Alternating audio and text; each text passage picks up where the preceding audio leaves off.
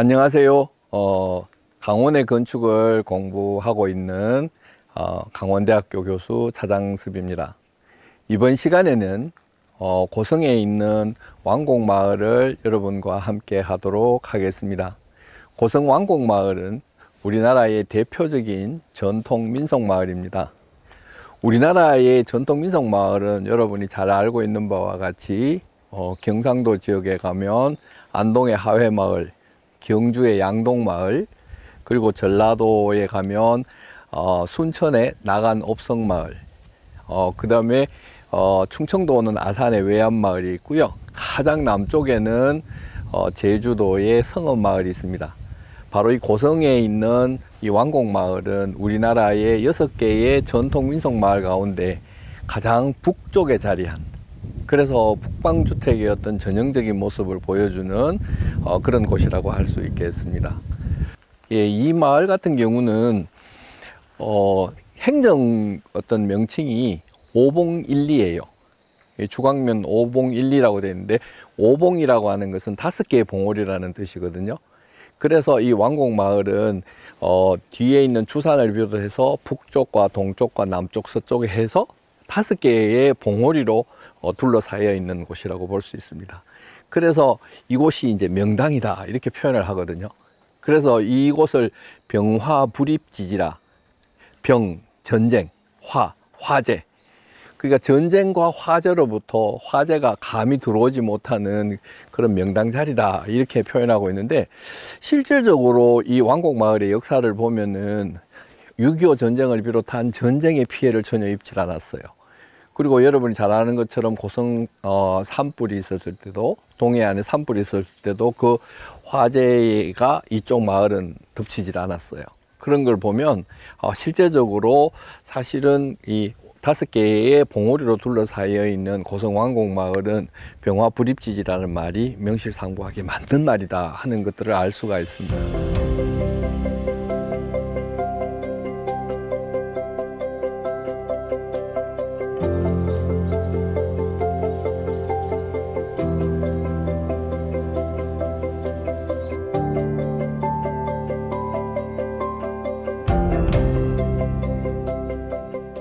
고성 왕곡마을은 양근함시의 시족마을로 시작이 됩니다. 그 함성경이라고 하는 보문각 제학을 지낸 고려 때의 인물이 있는데요. 그분에게는 그 한부림이라고 하는 아들과 한부열이라는 두 아들이 있었습니다. 근데 이제 고려가 망하고 조선이 건국되자 형인 한부림은 조선 건국에 협조를 합니다. 그래서 한부림 같은 경우에는 조선의 건국 개국 공신을 책봉이 되기도 하고, 그래서 벼슬이 형조 판서에 이르러서 조선에 와서 상당히 그 창달한 그런 인물이라고 볼 수가 있죠. 그런데 이제 동생이었던 한부열은 충절을 지킵니다.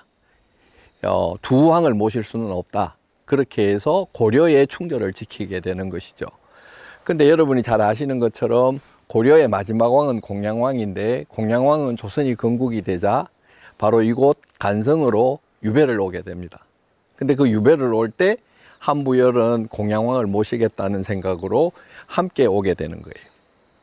그래서 그 후손들이 바로 이곳 왕곡마을에 와서 그 시족마을을 형성을 하게 됩니다.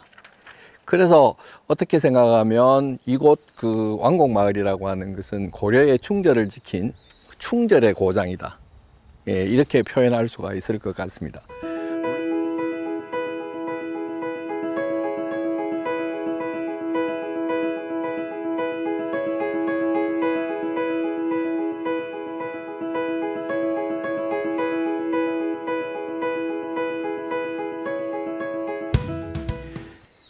고성에 있는 이 왕곡마을은 전형적인 북방식 구조의 그 주택의 전형을 보여준다 이렇게 볼 수가 있습니다.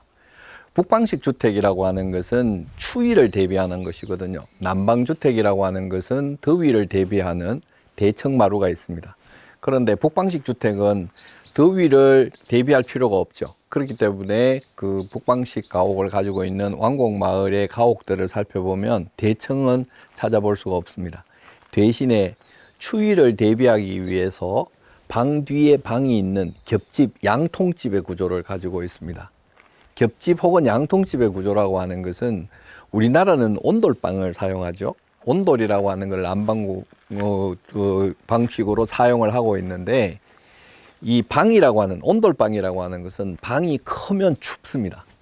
그래서 방을 가능하면 작게 만들어야 되고, 그 다음에 천정이 가능하면 낮아야 되는 거예요.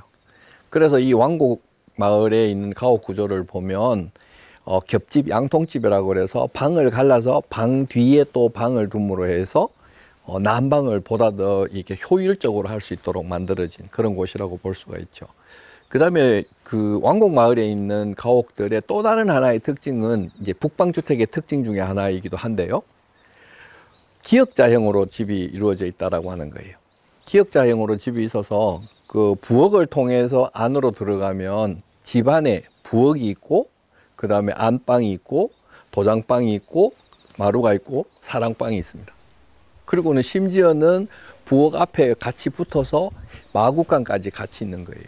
그래서 한 집안 안에 사람들뿐만 아니라 소까지도 같이 공존하는 것이죠. 그래서 어떻게든 추위를 막기 위해서는 밖으로부터의 어떤 노출되는 부분을 최소한으로 줄여서 열 효율을 높이고자 하는 것이 북방 가옥의 어떤 그 특징이라고 볼 수가 있는데, 그리고 또 이곳은 추운 지방이기 때문에 추위에 대비해야 되기 때문에 꿀뚝이 발달되어 있습니다. 그래서 우리나라야 아마 그 가옥 구조 중에서 꿀뚝이 특성을 가지고 있는 것들은 왕곡마을이 유일하지 않을까 생각이 드는데요. 벽돌을 쌓아 올리고 그 위에 항아리를 올려가지고 그 꿀뚝으로 사용하고 있습니다. 그래서 왜냐하면 이 난방을 중요하게 하는 것이었기 때문에 아궁이에 불을 뗐을 때 굴뚝의 어떤 형태나 어떤 높이나 이런 것들은 난방 장치에서는 상당히 중요한 위치를 차지하고 있었죠. 그래서 여기 와서 여러분들이 이제 보면 항아리가 이렇게 왜 지붕 위에 올라가 있을까 그렇게 생각하는데, 그게 바로 항아리 굴뚝입니다. 그래서 이쪽 지역에서만 볼 수 있는 독특한 그런 형태를 확인할 수 있습니다.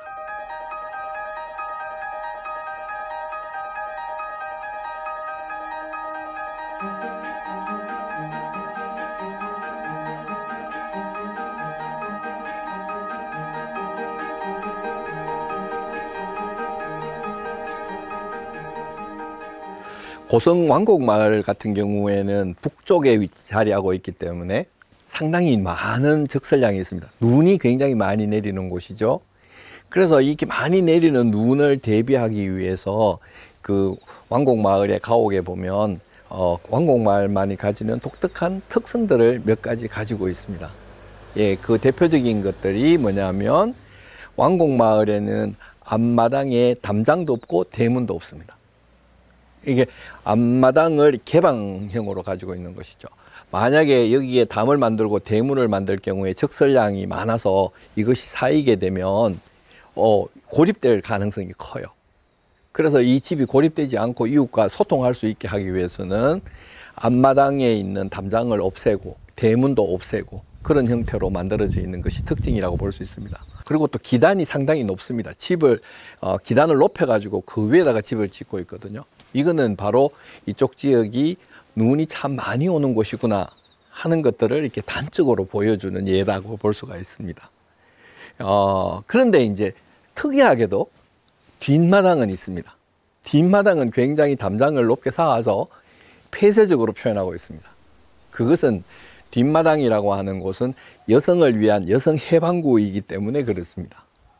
그래서 거기에서 여성들이 목욕도 하고 거기에서 쉬기도 하고 할 수 있게 하기 위해서 외부와의 차단을 통해서 여성만이 가지는 그 프라이버시를 지켜주고자 하는 그런 것들이 있어서 그래서 고성 왕곡마을에 보면 앞마당은 개방적인 것과는 대조적으로 뒷마당은 폐쇄적인 그런 형태로 이루어진 것을 확인해 볼 수가 있습니다.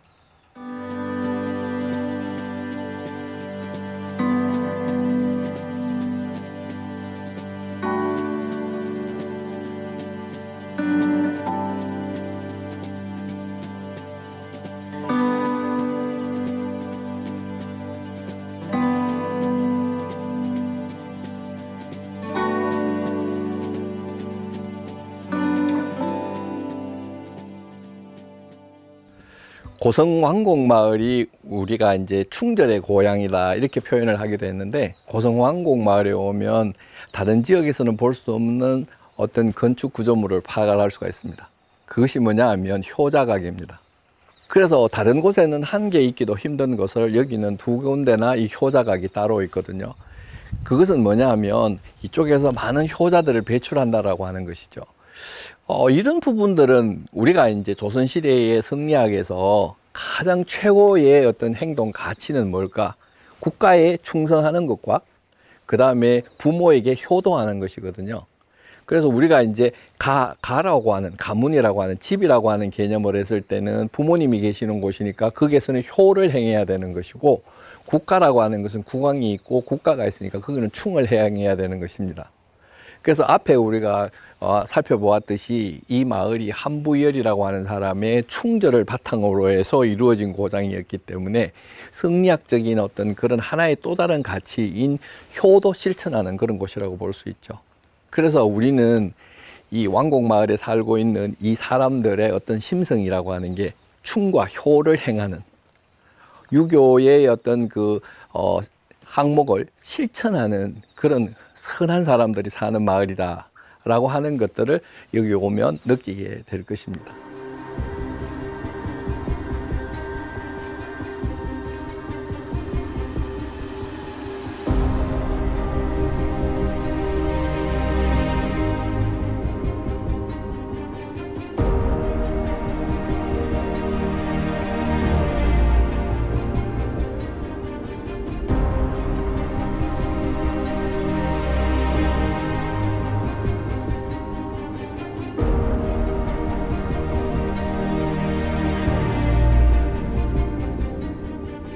지금까지 고성왕곡마을의 북방식 가옥의 어떤 특성, 이런 것들을 살펴보았고요. 여기에 살고 있는 사람들의 충과 효를 실천하는 그런 아름다운 품성을 우리가 지켜봤습니다. 이것을 통해서 여러분들과 함께 고성왕곡마을에 대한 이야기를 마무리하겠습니다. 몇 차례에 걸쳐서 우리가 강원도의 건축이 가지는 특성을 살펴보았습니다. 그래서 강원도의 아름다운 풍광을 배경으로 하는 어떤 누전 건축들, 그리고 강원도가 가지고 있는 다양한 지형을 바탕으로 하는 다양한 형태의 가옥 구조, 이런 것들을 공부했습니다.